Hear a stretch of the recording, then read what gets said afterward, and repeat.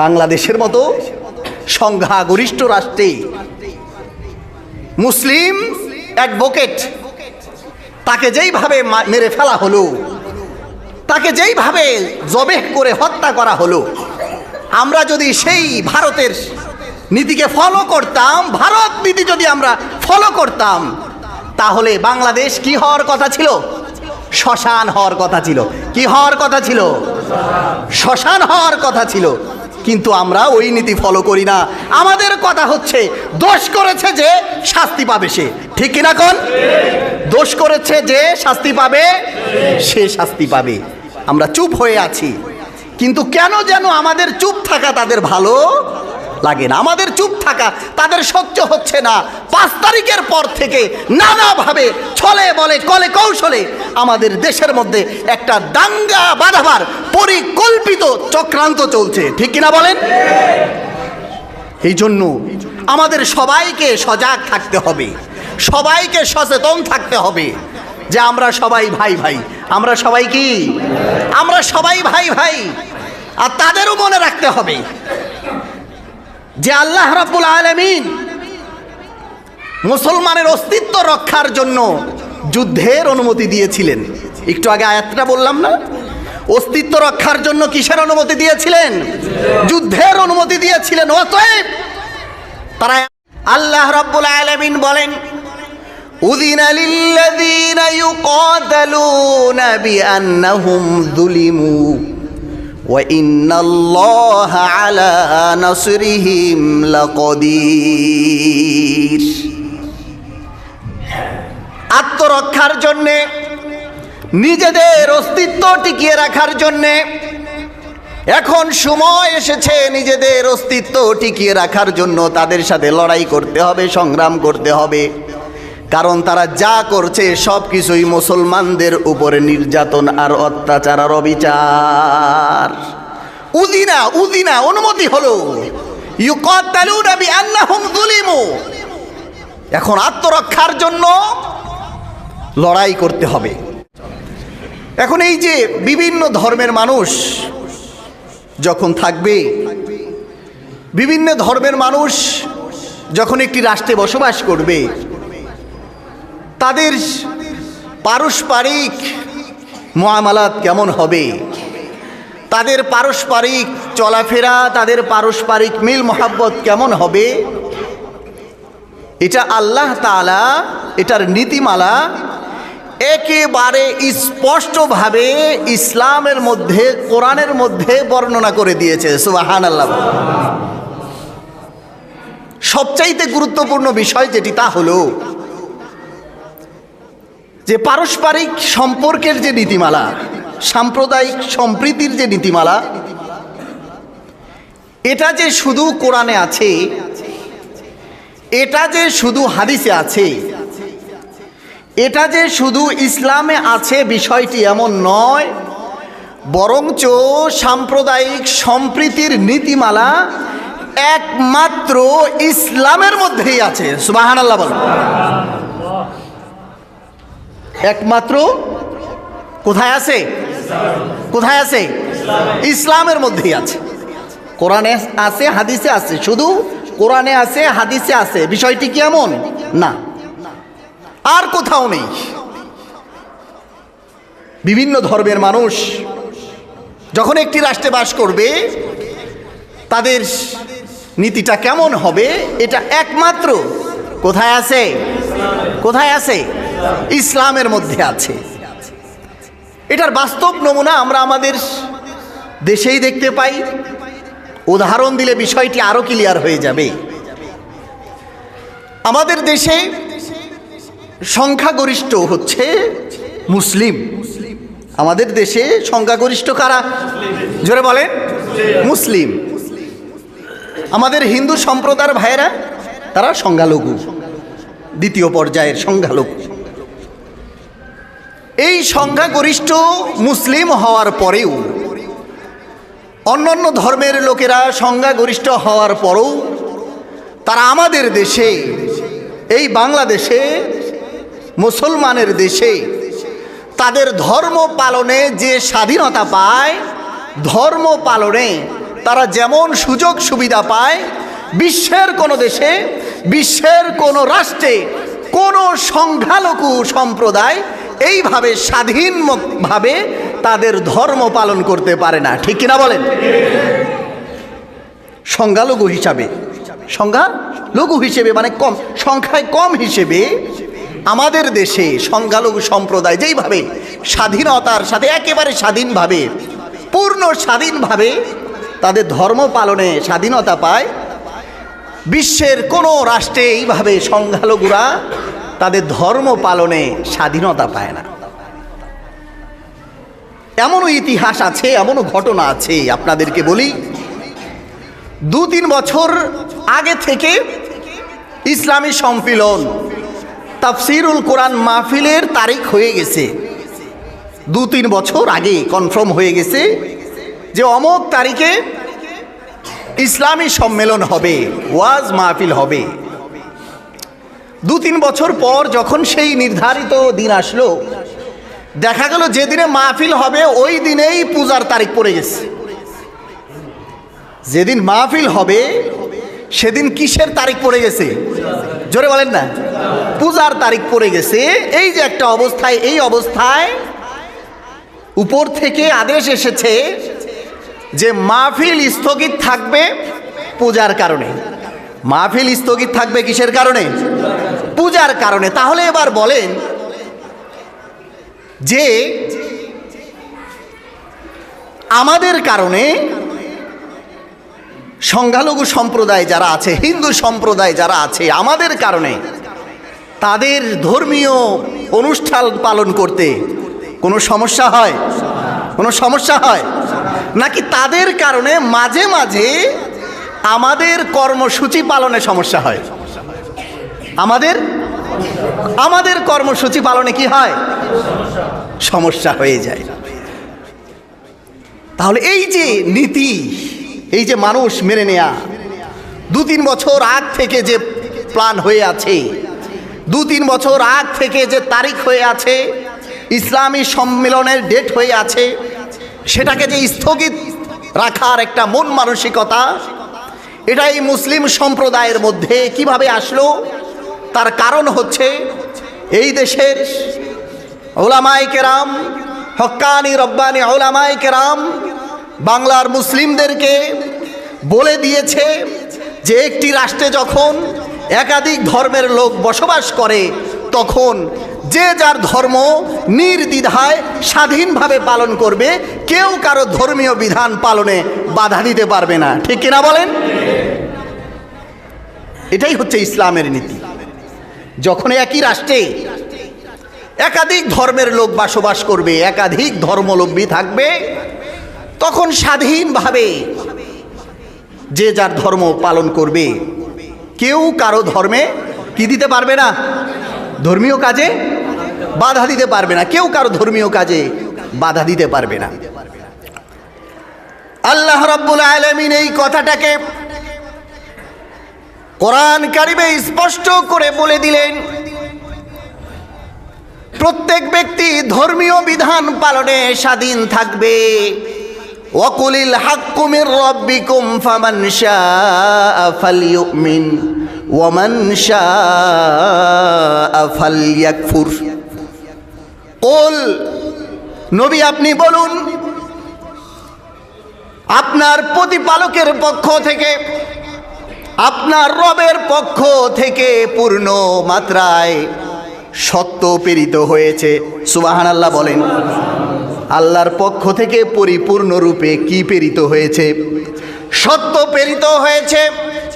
সত্য দিন এসেছে, সঠিক দিন এসেছে। এই সত্য ধর্ম আসার পরে, দিন আসার পরে কেউ যদি সেটা গ্রহণ করে তার ব্যাপার। ফামান শাআ ফালইউমিন ওয়া মান শাআ ফালইয়াকফুর। ইসলাম ধর্ম এসে যাবার পর, মানুষের সামনে ধর্মটা প্রেজেন্ট করার পর, উপস্থাপন করার পর, মানুষের সামনে দুইটি রাস্তা। যে চায় সে ঈমান আনায়ন করতে পারে ইসলামের উপরে, আর যে না চায় সে চাইলে ইসলামটাকে সে বর্জন করতে পারে। এইটাও তার স্বাধীনতা। সত্য এসেছে। এখন আপনি সত্য নেবেন নাকি অসত্য নেবেন, এটা ব্যক্তি স্বাধীনতা। এটা কি ভাই? ব্যক্তি স্বাধীনতা।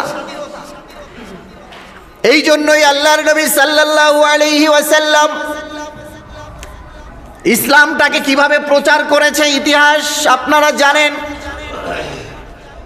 নবীজি সাল্লাল্লাহু আলাইহি ওয়াসাল্লাম ভালোবাসার সাথে, মহব্বতের সাথে, সুন্দর কথার মাধ্যমে ইসলামটাকে প্রচার করা শুরু করলেন। ঠিক কিনা বলেন? ভালোবাসার সাথে ভালো ভালো কথা দিয়ে, সুন্দর কথা দিয়ে আল্লাহর নবী দিন প্রচার করা শুরু করে দিলেন। কিন্তু মক্কার ওই কট্টরবাদী কাফের মুশরিকরা তারা এই জিনিসটাকে সইতে পারল না। তারা নবীর উপরে নির্মম নির্যাতন শুরু করে দিল। শুধু তাই নয়, নবীর যারা অনুসারী ছিল তাদের উপরেও তারা নির্যাতন শুরু করে দিল। আল্লাহর নবী তাদের সাথে যুদ্ধে জড়ালেন না। যুদ্ধে জড়াইছে নবীজি, তাদের সাথে যুদ্ধে জড়ান নাই। আল্লাহর নবী তাদের সাথে কোনো ধরনের সংঘর্ষে জড়ান নাই।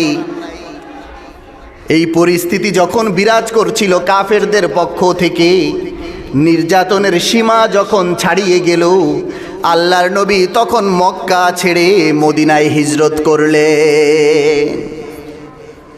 মক্কা ছেড়ে কোথায় গেলেন? কোথায়? মদিনায় গেলেন। কিন্তু মদিনাতে যাবার পর যখন দেখা গেল ওরা তো পিছু ছাড়ছে না, সেই দুর্বৃত্তরা পিছু ছাড়ছে না, মক্কা থেকে মদিনায় এসে ওরা মুসলমানকে নিধন করার পরিকল্পনা করছে, চেষ্টা করছে। তখন আল্লাহ রাব্বুল আলামিন আদেশ করলেন। কি আদেশ? কি নির্দেশ? আল্লাহ রাব্বুল আলামিন বলেন, উযিনা লিল্লাযীনা ইউকাতালুনা বিআন্নাহুম যুলিমু ওয়া ইন্নাল্লাহা আলা নাসরিহিম লাকাদির।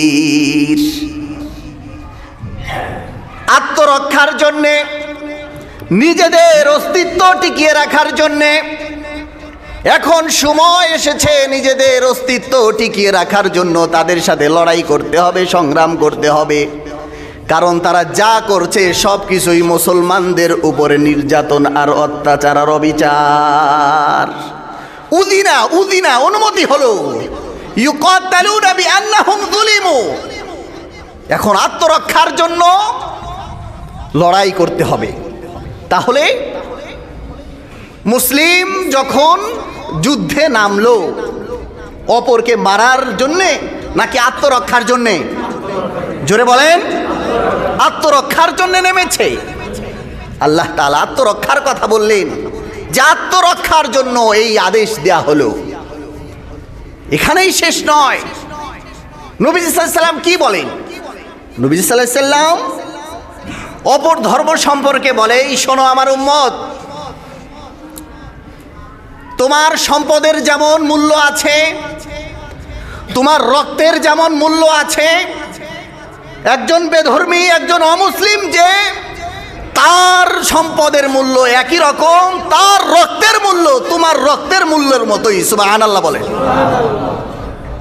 তোমার সম্পদ যেইভাবে নিরাপত্তা বেষ্টনী দিয়ে ঢেকে রাখো, তোমার রক্ত যেইভাবে নিরাপত্তা দাও, রক্তের নিরাপত্তা, জানের নিরাপত্তা দাও, তোমার রাষ্ট্রে যখন কোনো অমুসলিম থাকবে তার নিরাপত্তার দায়িত্বও তোমাদেরকেই দিতে হবে। তাদের নিরাপত্তার দায়িত্ব, অমুসলিমদের নিরাপত্তার দায়িত্ব কাদের দিতে হবে? এরপরে নবীজি কি বলতেছে? আমার উম্মত শোনো, কোনো মুসলিম রাষ্ট্রে যদি অমুসলিমকে হত্যা করা হয় তাহলে ওই হত্যাকারী জান্নাতে প্রবেশ করবে না। কোনো মুসলিম রাষ্ট্রে যদি কোনো অমুসলিম হত্যা হয় আর হত্যাকারী যদি মুসলমান থাকে, তাহলে নবী কি বলতেছে? কোথায় যাবে না? সে জান্নাতে যাবে না। ইসলাম ধর্ম এটা তো এমন এক ধর্ম, এমন একটি ধর্ম যে এই ধর্মের নবীজি সাল্লাল্লাহু আলাইহি ওয়াসাল্লাম সে একজন ইহুদিকে পর্যন্ত সম্মান প্রদর্শন দেখিয়েছে। সুবহানাল্লাহ বলেন। একবার এক ইহুদির লাশ নবীজির সামনে দিয়ে নিয়ে যাওয়া হচ্ছিল। নবীজি সাল্লাল্লাহু আলাইহি সাল্লাম সেই লাশকে দেখে দাঁড়িয়ে গেলেন। লাশকে দেখে দাঁড়িয়ে গেলেন। হযরত জাবের রাদিয়াল্লাহু তাআলা আনহু আল্লাহর নবীকে বললেন, ইয়া রাসূলুল্লাহ, ইয়া হাবিবাল্লাহ, আপনি যার লাশ দেখে দাঁড়িয়ে গিয়েছেন সে তো মুসলমানের লাশ নয়, এইটা তো ইহুদির লাশ। আল্লাহর নবী চমৎকার জবাব দিলেন, ও জাবের, তুমি আমাকে বলো, সে ইহুদি হোক আর যাই হোক, সে কি আল্লাহর বান্দা নয়? বলেন সুবহানাল্লাহ। সে কি আল্লাহর বান্দা নয়? অতএব সাম্প্রদায়িক সম্প্রীতি, মহব্বত, ভালোবাসা, এটা শিক্ষা একমাত্র কোন ধর্মে আছে? জোরে কন না। হ্যাঁ, একেবারে কলিজার ভিতরে গেঁথে নেন যে আর কোনো ধর্মে, আর কোনো রাষ্ট্রে এই সাম্প্রদায়িকতার, এই সম্প্রীতির কথা, সম্প্রীতিমূলক কর্মসূচি বাস্তবায়ন হয় না, যেটা আমাদের বাংলাদেশে দেখতে পাই। ঠিক কিনা কন? আর আমাদের পার্শ্ববর্তী রাষ্ট্র ভারত, প্রতিবেশী বলতে পারতেছি না, তার কারণ হলো যে প্রতিবেশী হতে হলে প্রতিবেশীর গুণ থাকতে হয়। ঠিক কিনা কন? প্রতিবেশী হতে হলে প্রতিবেশীর গুণ থাকতে হয়, যা শুরু হয়ে গিয়েছে 5 তারিখের পর থেকে। আর প্রতিবেশী আসছে না মুখ দিয়ে কেন যেন। তারা কি করছে? তারা অন্য ধর্মের প্রতি এতটাই বিরক্ত তাদের মধ্যে, অন্য ধর্ম তাদের কাছে এতটাই খারাপ লাগে, এতটাই বিরক্তি মনে হয় যে তারা মনে হয় চায় না যে ভারতে মুসলিম, এই অমুসলিম বাদ দিয়ে, মানে তাদেরকে বাদ দিয়ে অন্য কেউ থাকুক। তারা যদিও বলে যে তারা অন্য ধর্মের প্রতি শ্রদ্ধাশীল, যদি তারা অন্য ধর্মের প্রতি শ্রদ্ধাশীল হতো তাহলে বাবরি মসজিদ ভেঙে রাম মন্দির বানাতে পারতো না। ঠিক কিনা বল? তারা যদি অন্য ধর্মের প্রতি শ্রদ্ধাশীল হতো তাহলে বাবরি মসজিদ ভেঙে কি বানাতে পারতো না? রাম মন্দির বানাতে পারতো না। এই বাংলাদেশের 50-55 বছরের ইতিহাসে দেখান এমন একটা ঘটনা আছে কিনা যে বাংলাদেশে কোনো মন্দির ভেঙে মসজিদ বানানো হয়েছে? আছে ইতিহাস? আছে ইতিহাস? নাই। তাহলে তারা আমাদেরকে বিভিন্নভাবে উচকে দিচ্ছে যে আমাদের দেশে সংখ্যালঘু নির্যাতন হচ্ছে। কি হচ্ছে? নির্যাতন হচ্ছে। আর তাদের নির্যাতনের অবস্থা কি? তাদের অবস্থাটা কি? তারা কেমন নির্যাতন চালাচ্ছে আমাদের ভারতে বসবাসরত মুসলমানদের উপরে? আপনার 1950 সাল থেকে 1982 সাল পর্যন্ত উগ্রবাদী হিন্দুদের নির্মম অত্যাচারের কারণে 10,000 মুসলমান নিহত হয়েছে। কয় হাজার? কয় হাজার? 10,000। মুখস্থ করেন না। আমাদের যাদের মধ্যে ভারত প্রীতি আছে, ভারত প্রীতির লোক আছে না নাই? ভারত প্রীতি আমাদের যাদের ভিতরে আছে, তাহলে আল্লাহর রসুল যে বলছে, এই যে একটু আগে যে একটা হাদিস বলা হলো যে একজন অমুসলমানও যদি হয় সে কি আল্লাহর বান্দা না? আর মুসলমান সম্পর্কে কি বলা হচ্ছে হাদিসে? মুসলমান সম্পর্কে বলা হচ্ছে যে মুসলমান সে যে দেশেরই হোক না কেন, চাই সে আফগানের হোক, চাই সে ইন্ডিয়ার হোক, চাই সে আমেরিকার হোক, মুসলমান সে যে রাষ্ট্রেই থাকুক না কেন, মুসলমান সবাই একটা অংশের মতো, একটা অঙ্গের মতো, মুসলমান সবাই ভাই ভাই। সুবহানাল্লাহ বলে। তাহলে এই যে আপনার 10,000 ভাই বোনকে নির্মমভাবে দাঙ্গার নামে, কিসের নামে? এটা তো দাঙ্গা না, এটা হচ্ছে পায়ে পাড়া দিয়ে ঝগড়া। দাঙ্গা বলা হয় মারামারি। দাঙ্গা কাকে বলে? মারামারি। আর এটা তো মারামারি না, এটা হচ্ছে পায়ে পাড়া দিয়ে ঝগড়া। কোথায় পাড়া দিয়ে? পায়ে পাড়া দিয়ে ঝগড়া। গরু জবাইয়ের নামে, হ্যাঁ, গরু জবাহের নামে বিভিন্ন মুসলিম সংস্কৃতির ইবাদতকে কেন্দ্র করে তারা এই হত্যাযজ্ঞ চালিয়েছে এবং চালিয়েই যাচ্ছে। আপনার 2002 সালে গুজরাটের দাঙ্গা, এই এক দাঙ্গায় 790 জন মুসলমানকে হত্যা করা হয়েছে। 700 কতজন? এইটা হচ্ছে আপনার এই সরকারি হিসাব। কোন হিসাব? আর সরকারি হিসাব বেশি হয় না কম হয়? কম হয়। সরকারি হিসাব বলছে 700 কতজন? 90 জন। আর এই যে গুজরাটের যে দাঙ্গাটা হলো, এই দাঙ্গার মূল হোতা হিসাবে বর্তমান ভারতের প্রধানমন্ত্রী কসাই মোদি যুক্ত আছে। এই ব্যাপারটাই সর্বস্বীকৃত হয়ে আসছে, ঠিক কিনা বলেন? আজকে তারা এই যে কর্মকাণ্ডগুলো চালিয়ে যাচ্ছে, মুসলমান নিধনের যে পায়তারা তারা করে যাচ্ছে, তারা যেইভাবে করে মুসলমানকে নিধন করছে, মুসলমানকে শেষ করার চেষ্টা করছে। আজকে যদি ভারত যে নীতির উপরে আছে, সেই নীতি যদি বাংলার মুসলমানরা ধারণ করে, ওই নীতির উপরে যদি বাংলার মুসলমান চলা শুরু করে দেয়, তাহলে অ্যাডভোকেট সাইফুল ইসলাম আলিফকে হত্যাকাণ্ডকে কেন্দ্র করে গোটা দেশে মুসলমানের আগুনে শ্মশান হয়ে যাওয়ার কথা ছিল, ঠিক কিনা বলেন? বাংলাদেশের মতো সংখ্যাগরিষ্ঠ রাষ্ট্রে মুসলিম অ্যাডভোকেট তাকে যেইভাবে মেরে ফেলা হলো, তাকে যেইভাবে জবেহ করে হত্যা করা হলো, আমরা যদি সেই ভারতের নীতিকে ফলো করতাম, ভারত নীতি যদি আমরা ফলো করতাম, তাহলে বাংলাদেশ কি হওয়ার কথা ছিল? শ্মশান হওয়ার কথা ছিল। কি হওয়ার কথা ছিল? শ্মশান হওয়ার কথা ছিল। কিন্তু আমরা ওই নীতি ফলো করি না। আমাদের কথা হচ্ছে দোষ করেছে যে শাস্তি পাবে সে, ঠিক কিনা কোন?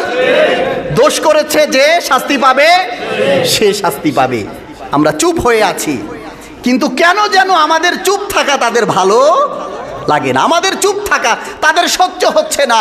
5 তারিখের পর থেকে নানাভাবে ছলে বলে কলে কৌশলে আমাদের দেশের মধ্যে একটা দাঙ্গা বাঁধাবার পরিকল্পিত চক্রান্ত চলছে, ঠিক কিনা বলেন? এই জন্য আমাদের সবাইকে সজাগ থাকতে হবে, সবাইকে সচেতন থাকতে হবে যে আমরা সবাই ভাই ভাই। আমরা সবাই কি? আমরা সবাই ভাই ভাই। আর তাদেরও মনে রাখতে হবে যে আল্লাহ রাব্বুল আলামিন মুসলমানের অস্তিত্ব রক্ষার জন্য যুদ্ধের অনুমতি দিয়েছিলেন। একটু আগে আয়াতটা বললাম না? অস্তিত্ব রক্ষার জন্য কিসের অনুমতি দিয়েছিলেন?